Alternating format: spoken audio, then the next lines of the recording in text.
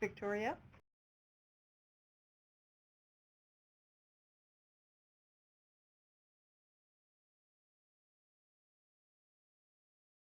Consulting.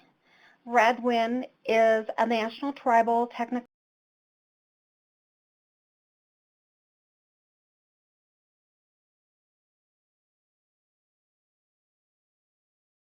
by technical assistance to grantee programs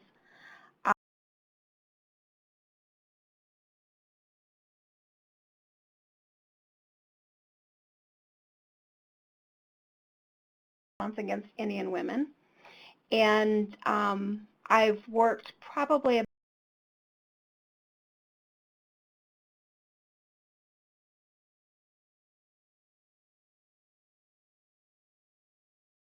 a couple of those programs from the ground up. Today's web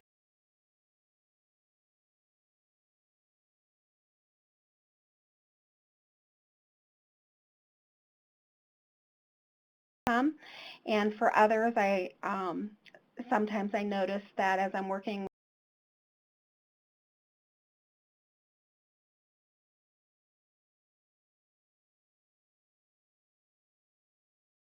that you're doing.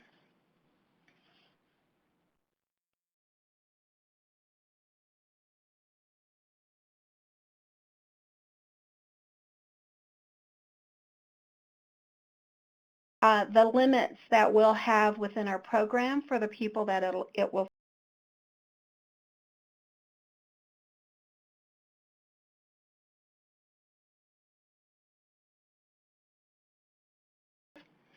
and in doing that, there are some ways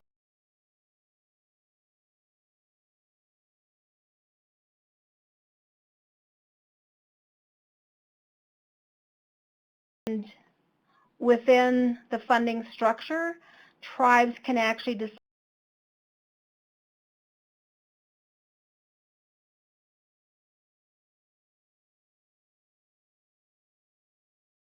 that I do see happen is that frequently tribes will say, we want to serve our tribal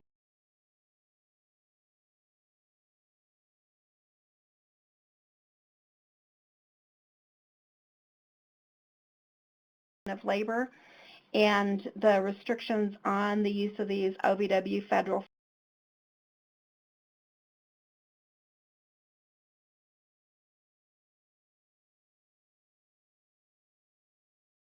rules around discrimination.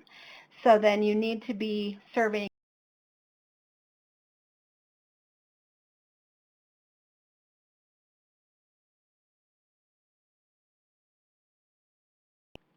and then also when we think about eligibility,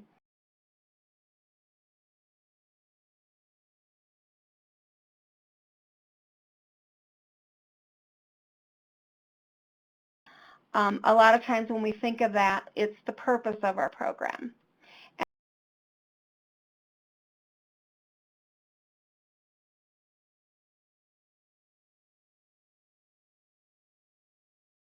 Thinking of mission and function in the same way, but function is actually how it works.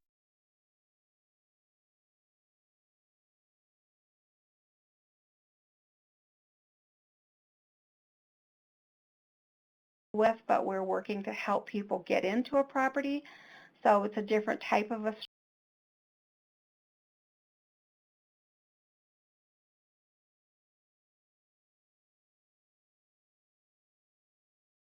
different factors. And then also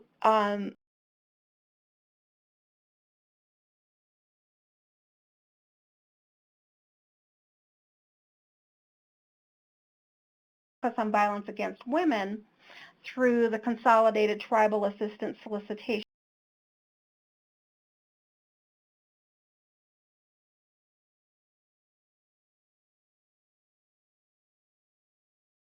Limited to victims of domestic violence, sexual assault,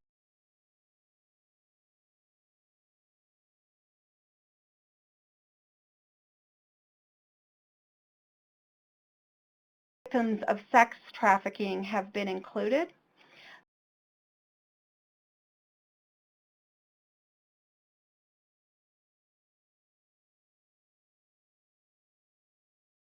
a year.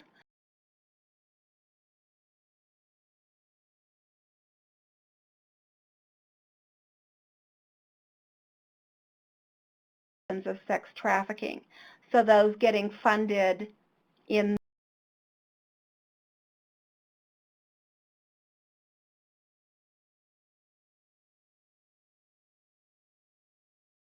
serving victims of sex trafficking. Another distinction that falls under years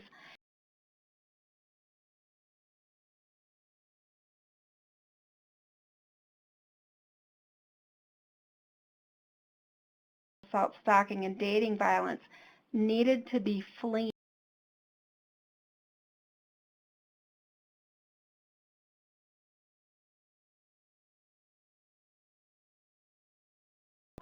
So when you consider the funding that's being used in your program,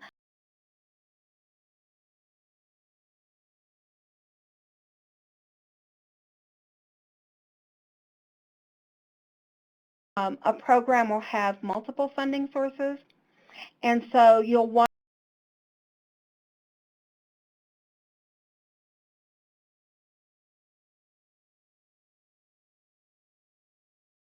a funding source that only allows you to serve domestic violence victims, but then another funding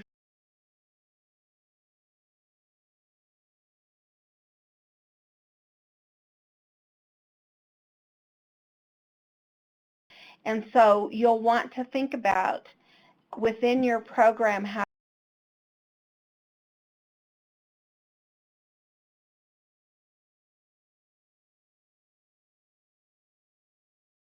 the other one says you have this broader range of victims of violence against women.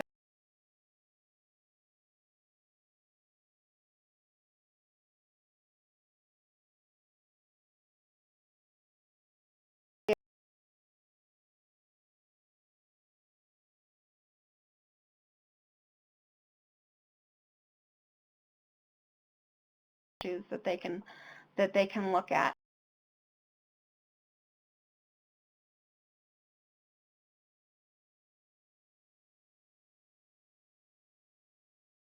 Different range of things.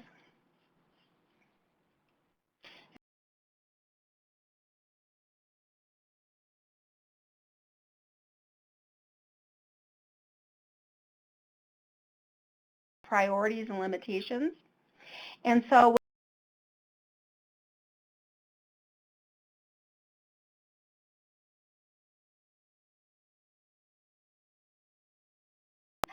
and actually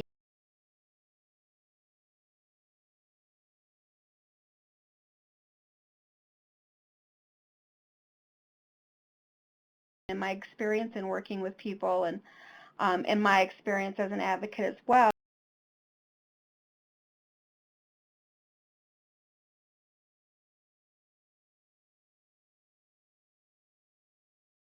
issues, and they're seeking services and they're being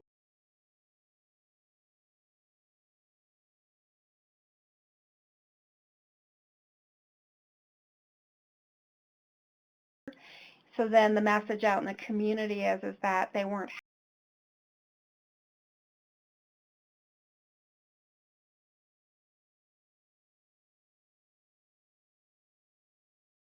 building that community confidence and the trust in the community.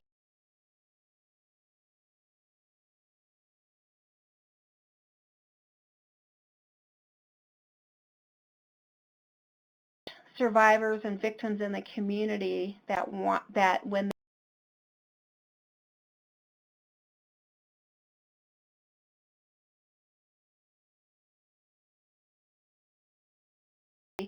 muddled and people are going to come and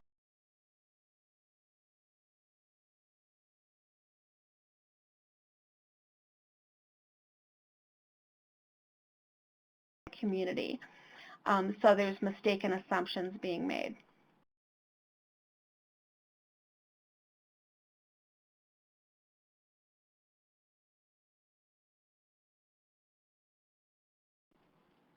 Um,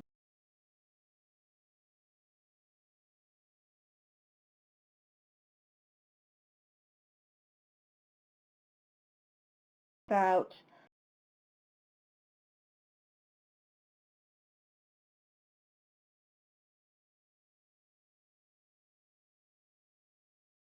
within the timing of when our funds are coming into the program.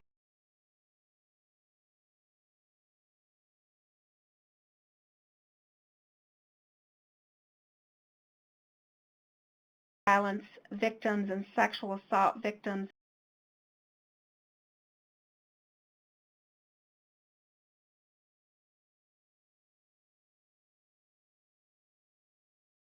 serve single individuals. So that's an important piece for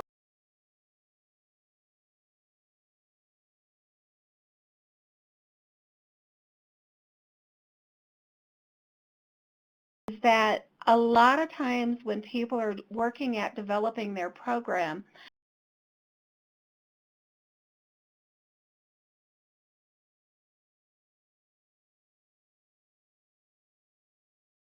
any one given time, how long are we going to be able to serve people?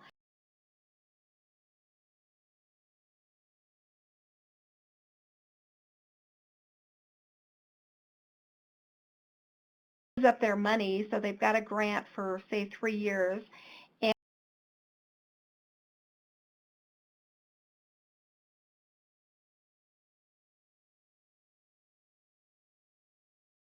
the tail end of it, even halfway through if you've used the money up too quickly.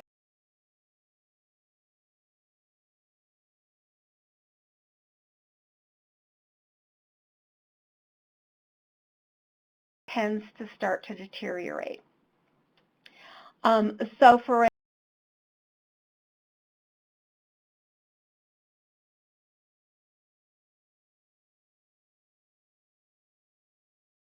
to work with, a certain number of complex cases,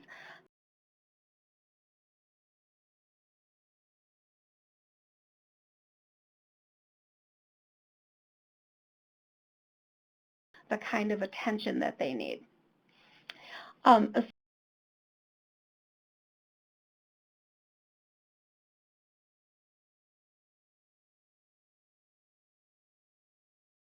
When we're working with people in the community, we ask the questions that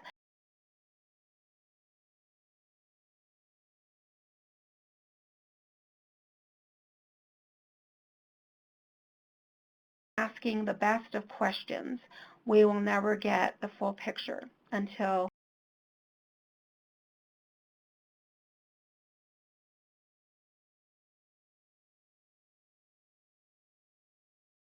their staff don't have the capacity to work with it. But then you have somebody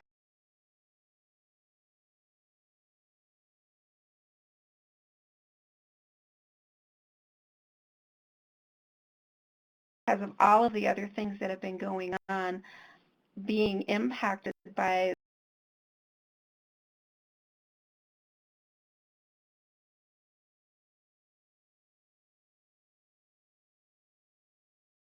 so you've asked all of the right questions, but they themselves didn't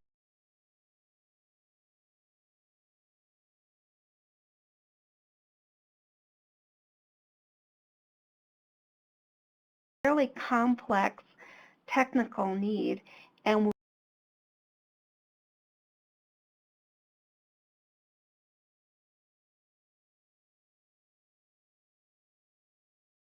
thinking about your capacity to be able to recognize some of those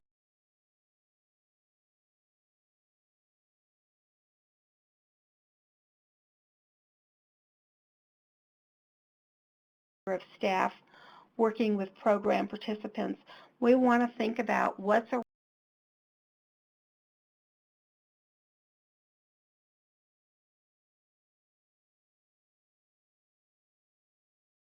outside of working with direct service. And so then how do we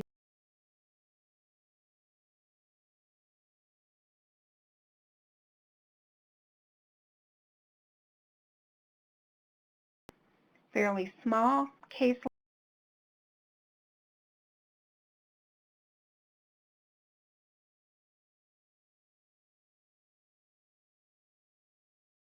One of the things that, in my experience over the years, is that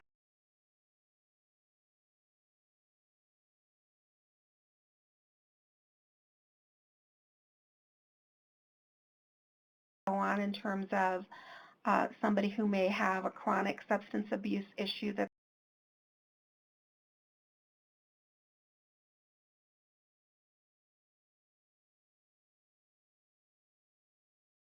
so so that would end up being a household that's going to,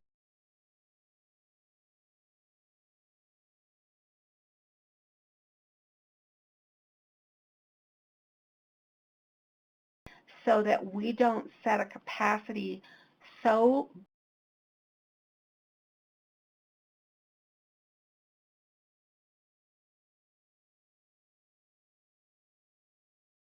and we also want to think about the staff skill and expertise.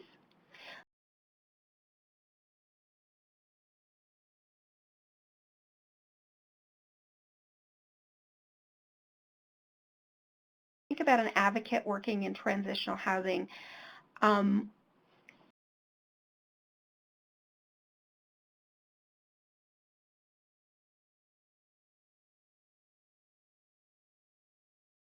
Participants as a staff person. The reality is we want to build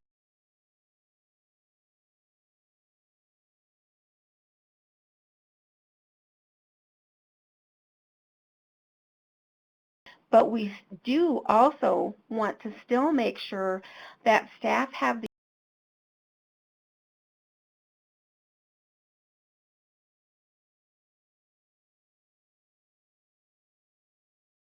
conversations with people to help them to recognize some of the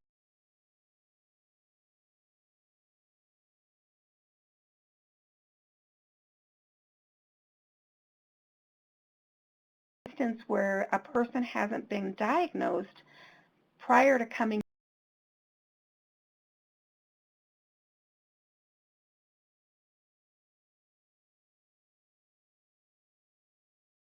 is some questions to that participant to help them to think about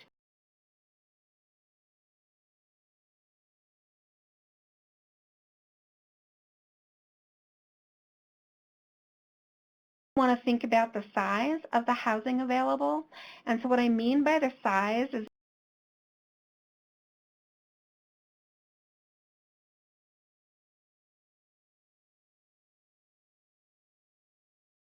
area where housing stock is very, very limited.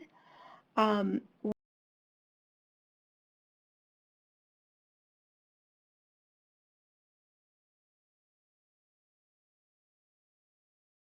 with and operate the program out of that, or are you going to be working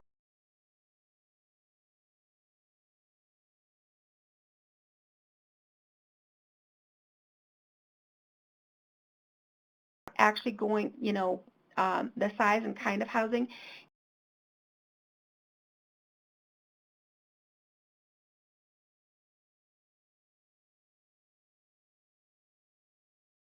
Say, well, we can provide you 4 units.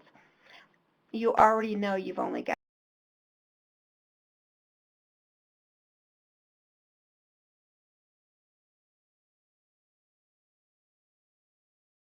a few more households outside off the reservation and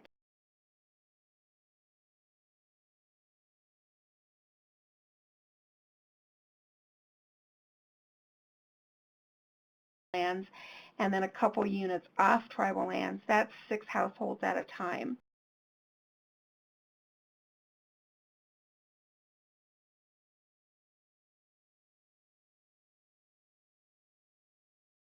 7 kids in there.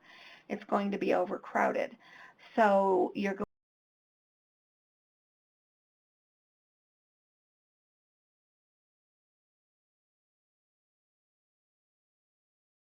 to a family that's appropriate for that size of a unit.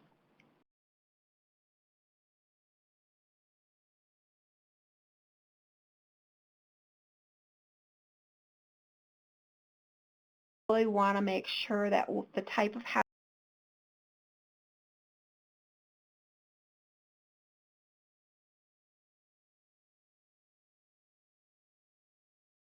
the physical structure and also the geographical location.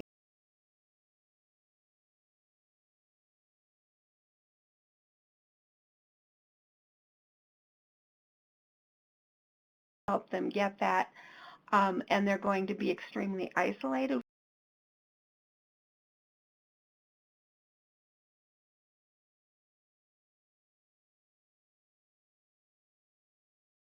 People to get into and working with them in, and making sure that it's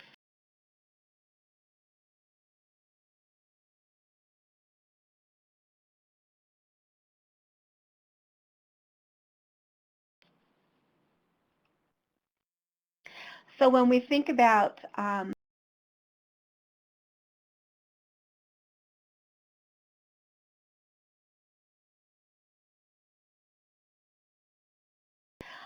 but these guiding questions, we want to go back and revisit what is our shelter or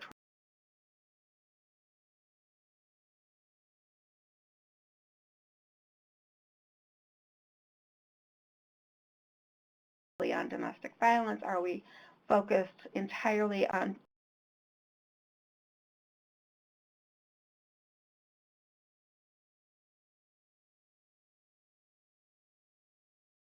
to serve? Are we serving only tribal members? Are we serving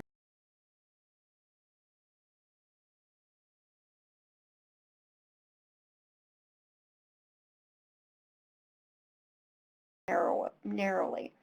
And as we think about that, we want to recognize one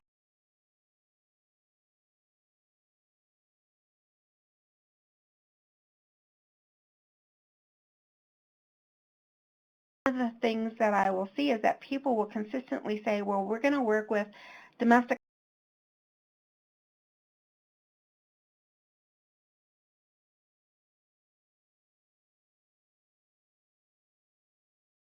They haven't really thought about, is the staff equipped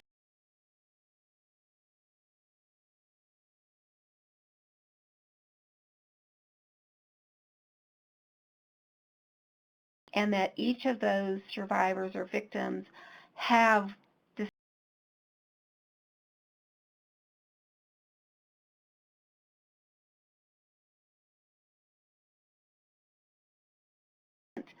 across the different issues. So we want to be really clear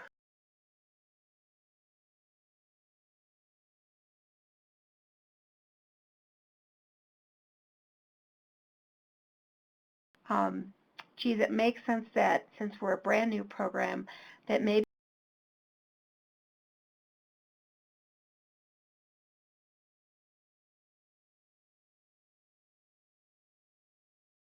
with them and explain to them the reasoning why.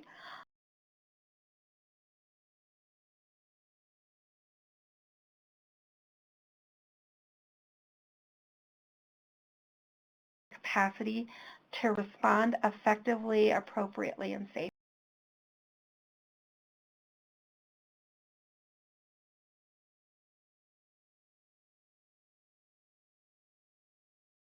So for instance, that you don't have the capacity to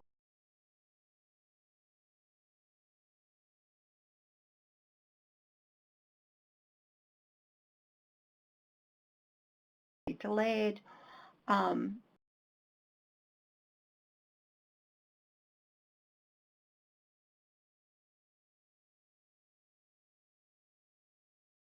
or that this person is safe.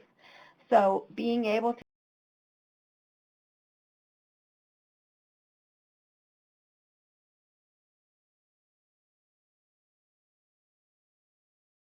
as well as when you have people who are seeking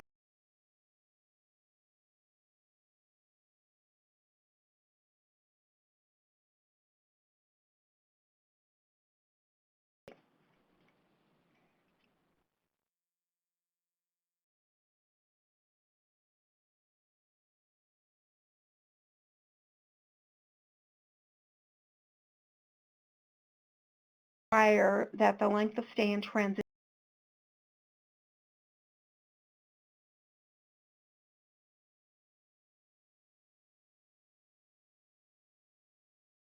based on special conditions to the funding source that you are receiving.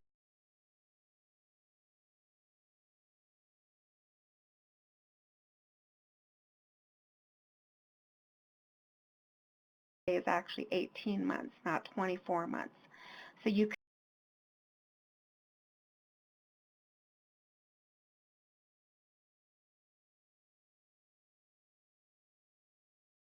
reasonable length of stay so that the impact that you have on people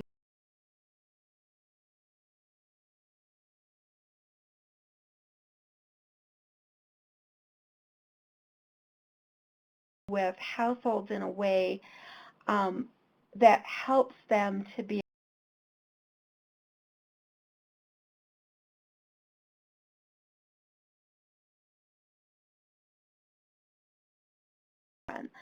so that we're moving in a way that is a more comprehensive approach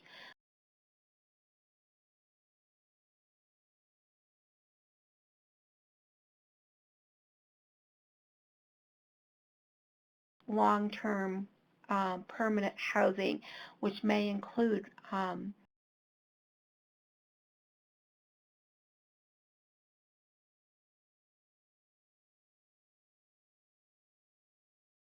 in just a few short months.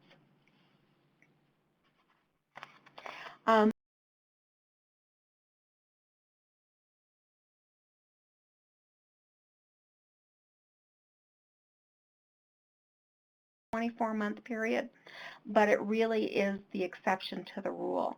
So you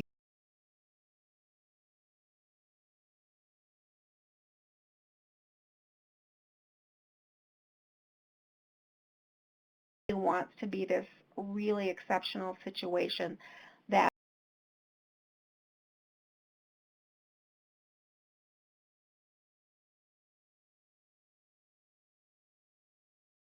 in that work that I did, there was only one time that we made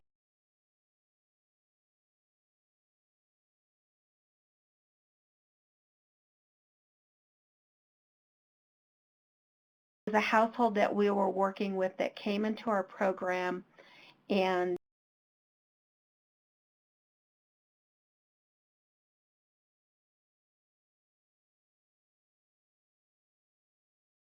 five children in our household, and out of those children there were a few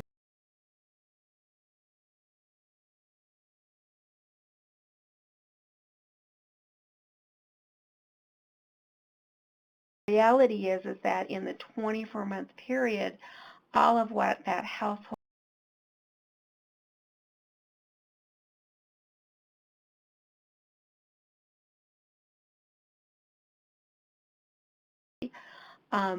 it required more extensive work.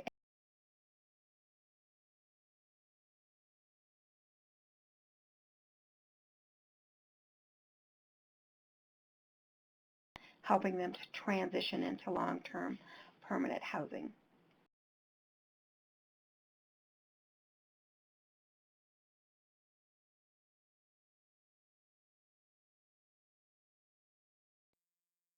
So what are the things that I hear when people talk about the length of stay?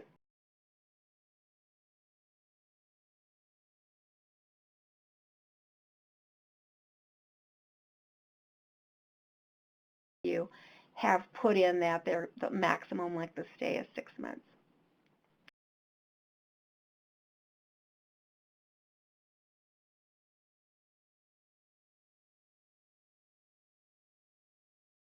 So, so they want a shorter length of stay, so the participants are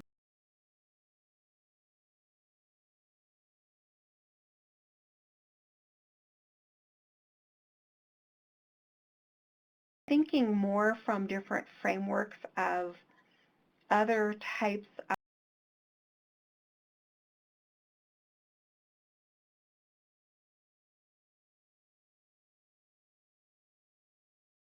I've seen them get them from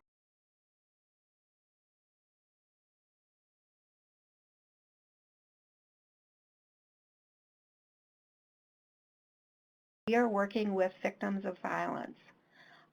When I think about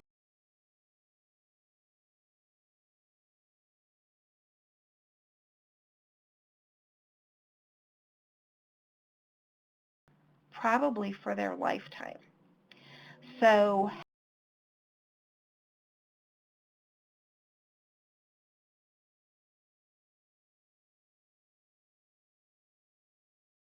time to address the effects of trauma, and then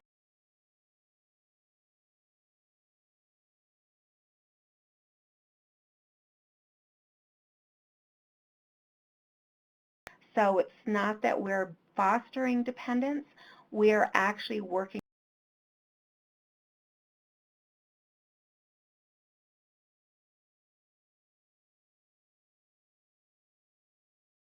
different combination of needs, and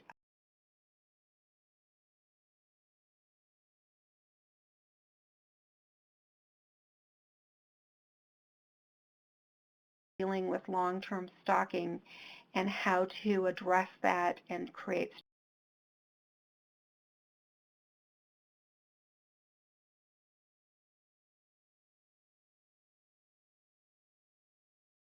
the program. That critical piece in there about the length of stay is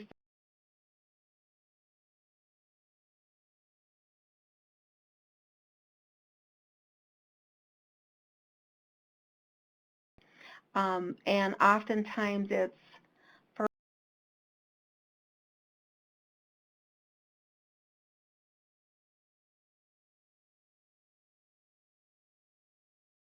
with our tribes because of the limited options for housing stock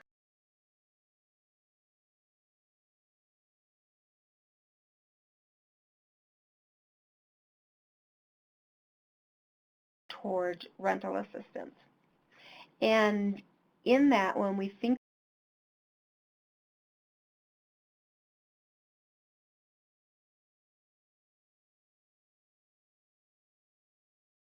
to go beyond that minimum of 6 months, and we want to do that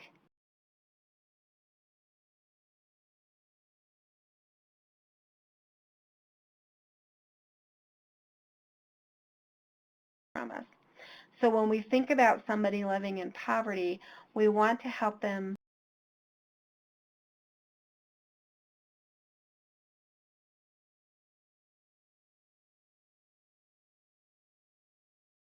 so that we are not setting up another situation that they end up having to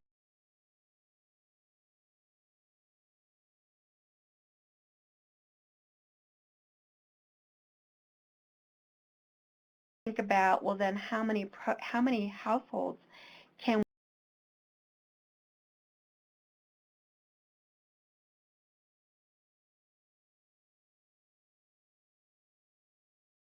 for 6 months and then do a tapering off over the course of the next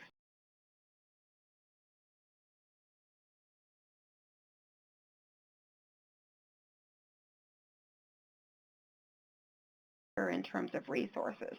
Are we going to help with some assistance with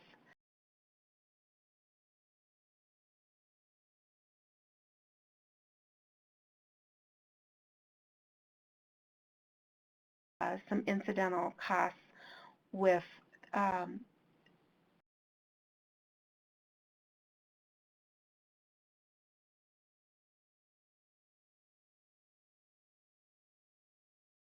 we want to look at that full picture so that our resources don't run out before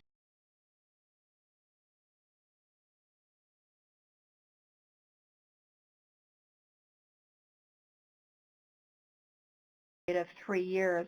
We don't want our resource assistance to the participants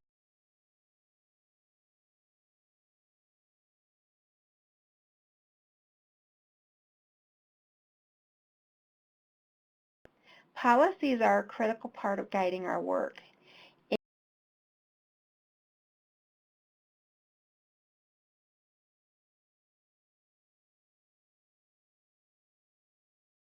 Have the policies and we have consistency, it actually protects the intent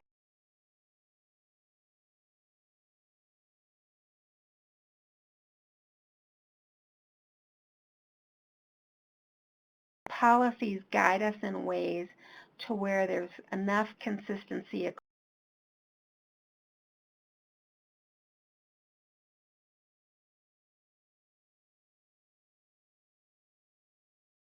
rely on. And then with those policies, we are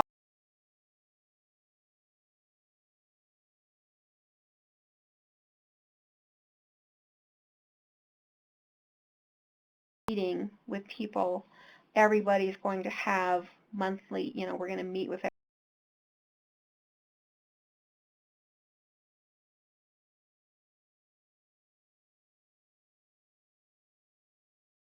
we need to show that the way our resources are being spent and how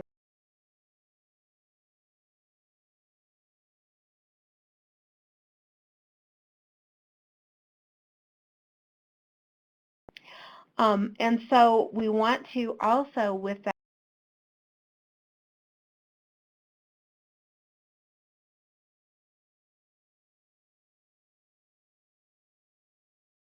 policy development, and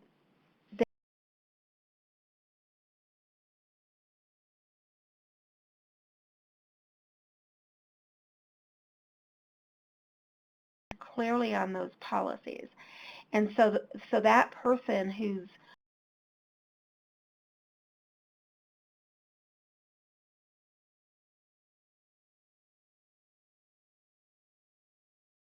so that they can clearly communicate and operate from within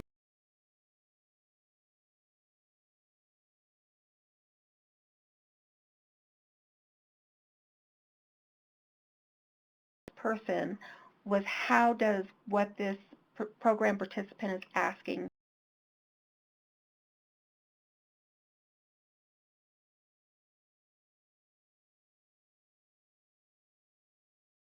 guiding philosophy that we have. And so with that, when we think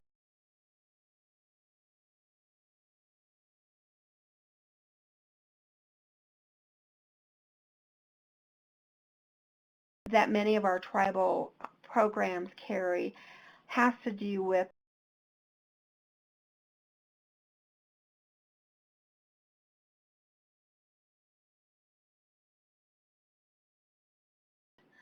the sovereignty of those that we're serving and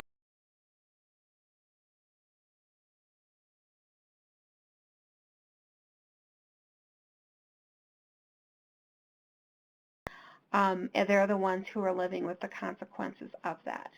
And then we also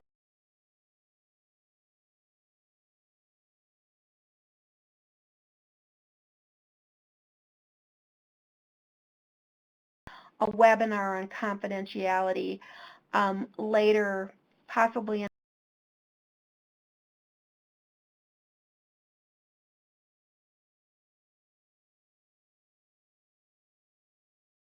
things I just wanted to point out that I come across a lot with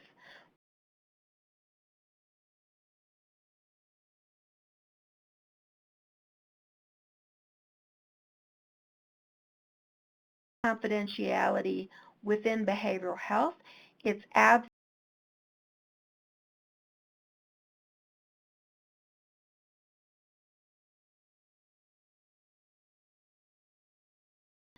not all 3 staff are privy to the information. But we'll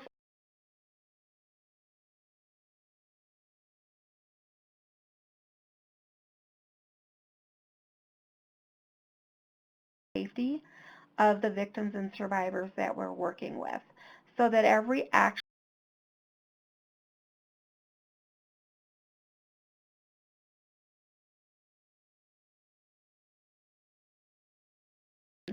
their own safety. And so as we think about the policies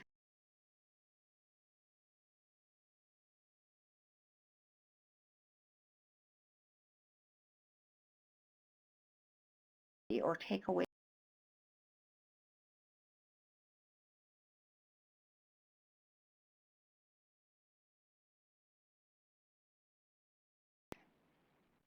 and so as we think about guiding policy questions,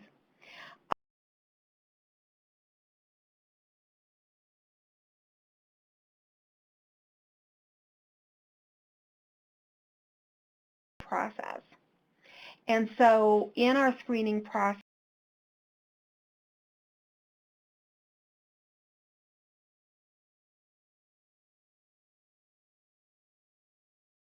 requirements and that they meet the program's capacity to serve them.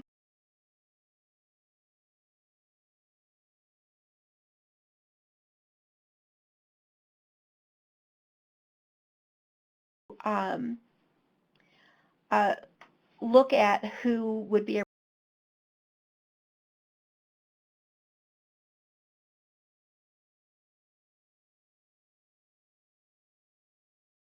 practices.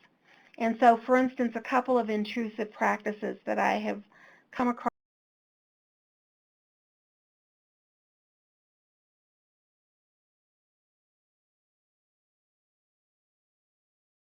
a drug issue, alcohol or drug issue, so they want to screen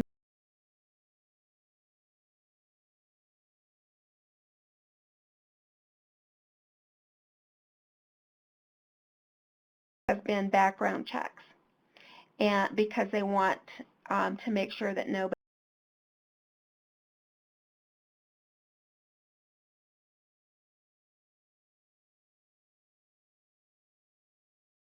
about how does this fit within the context of the intent and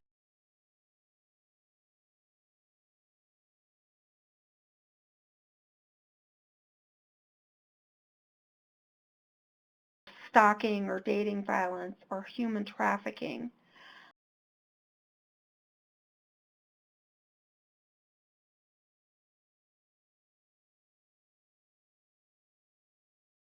Different areas.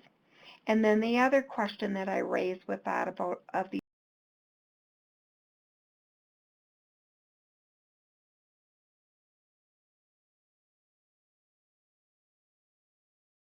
might be applying for a program that were arrested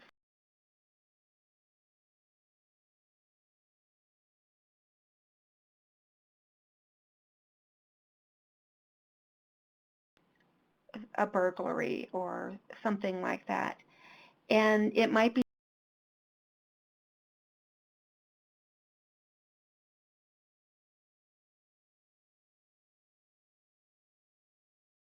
to look at our screening process that focuses on the intent and purpose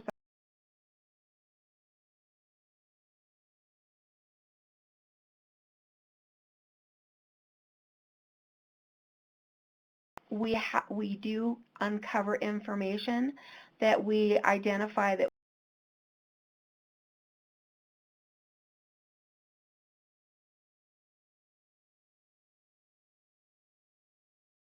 we do. So if this person isn't a good fit for us,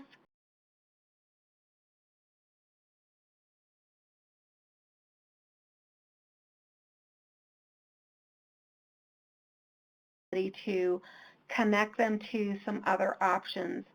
Um,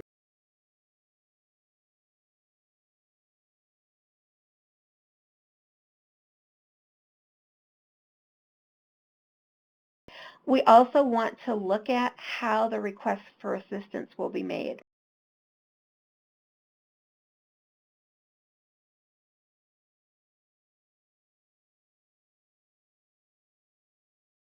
Somewhere else. Is there an application or request form that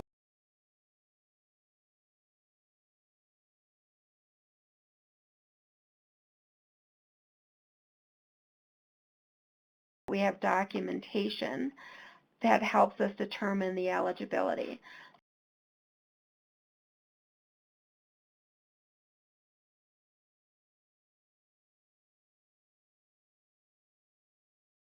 Our documentation needs to in some way show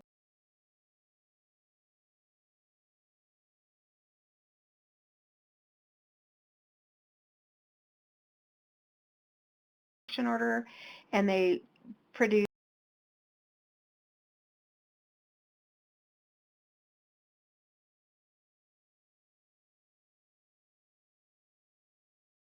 they may have never sought a protection order, they may not have a police report. So that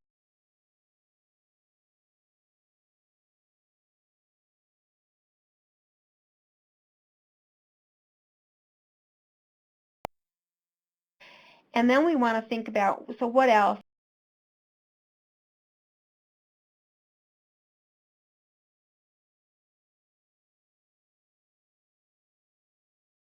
that I think about in terms of as we're putting into place the screening.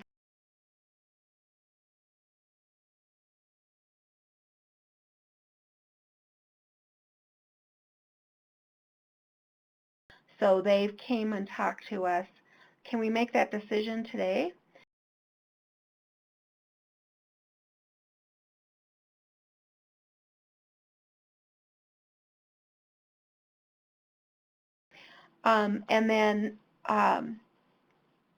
And then how are we going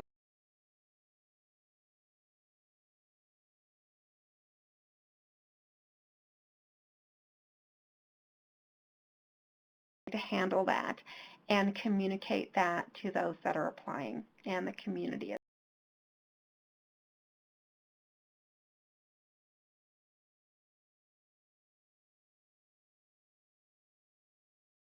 I just want to stop and allow an opportunity for some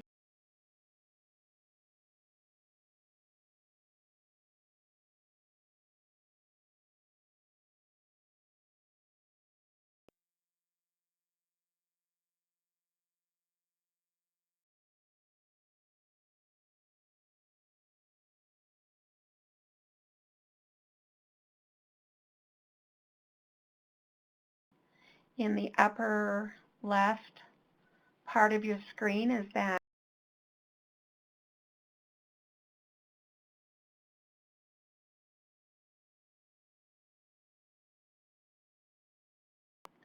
chat box. And I will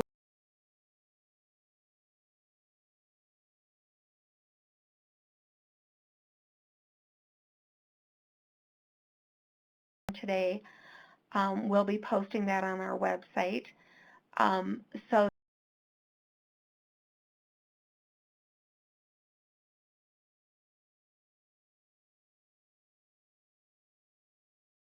to have listen to it.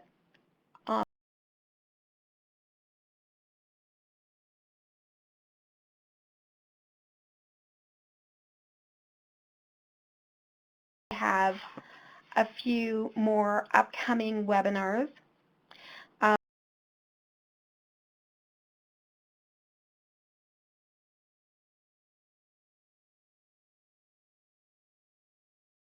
Trying to pin some dates down with. And so it could be like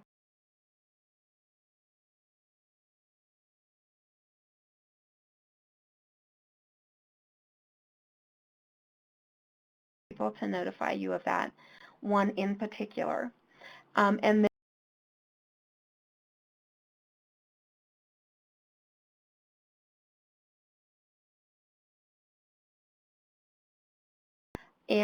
in December, on December 16th,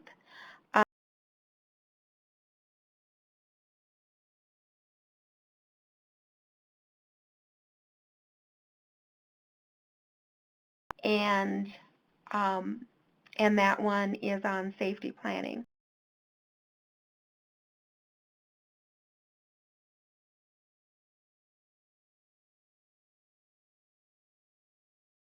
as well as on our website.